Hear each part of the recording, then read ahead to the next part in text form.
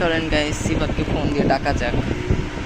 Guys সিফাত আসবে না, আমার এখন একা একা এখানে থাকতে হবে। আল্লাহ জানে আব্বু কখন আসবো।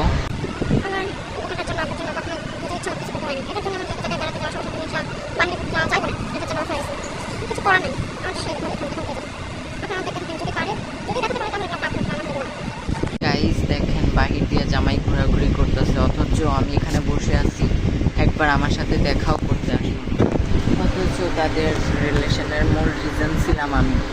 তাদের কথাবার্তার জন্য ঝগড়া হলে, কিছু খাবার দিতে হলে বা গিফট দিতে হলে সব কিছু আমি করতে পারছি।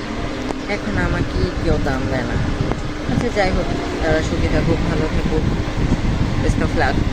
তাদের যদি এখন কথাবার্তা ঠিক হয়ে যায়, এনগেজ করে রেখা যায়। তো গাইস তাদের জন্য এখানে খাবার রান্না করা হয়েছে, দেখেন কত কিছু আয়োজন করছে। আমাদের স্বার্থ অনুযায়ী যতটুকু পারছি আমরা ততটুকুই তাদের জন্য করার চেষ্টা করছি। তো গাইস একটু পরে জামাইরা তারপরে আঙ্কেলরা সবাই আসবে, তারপর ওনাদের সাথে দেখা করে দিব। ওকে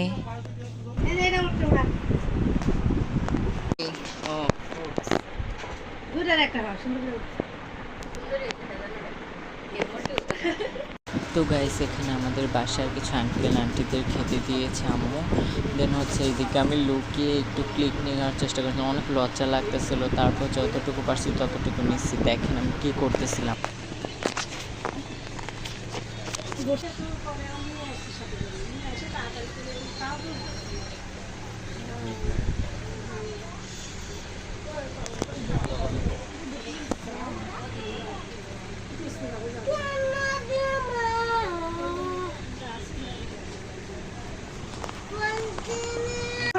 আমার মেয়ে সব আছে,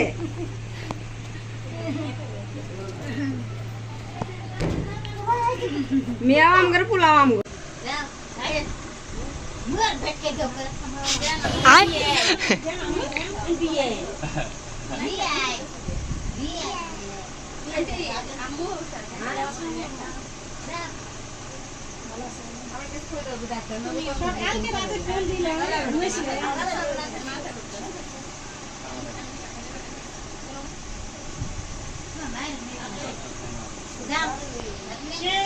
আপনার ফোন দিলাম কয়েকবার ফোন দিলাম আপনার, আবার হচ্ছে দিলাম সেও ধরলাম না, খাট ঘুমেছে নাকি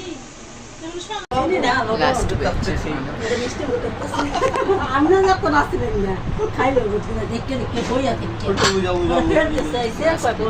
গোসল করতেছে।